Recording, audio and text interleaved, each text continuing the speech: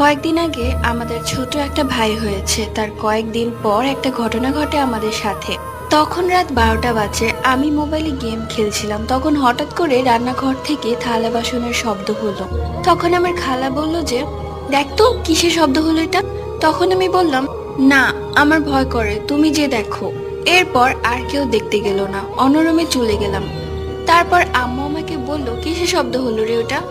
তখন আমি বললাম, কি জানি পড়লো, আমি দেখিনি। এরপর সবাই ঘুমিয়ে পড়লো। রাত তখন 2টা বাজে। আমাদের বাসার নিচে কান্নার শব্দ হচ্ছিল অনেকক্ষণ ধরে। এরপর থেকেই আমার ছোট ভাই কান্না শুরু করলো, আর থামছিল না। আমার আম্মু বলল, নিচ থেকে কান্নার শব্দ হচ্ছে কেন। তখন আমি দেখলাম অ্যাম্বুলেন্স। আম্মুকে বললাম হয়তোবা কেউ মারা গেছে। এইদিকে আমার ছোট ভাই কেঁদে যাচ্ছিল, যার জন্য আমার নানা হুজুর নিয়ে আসে পরের দিন।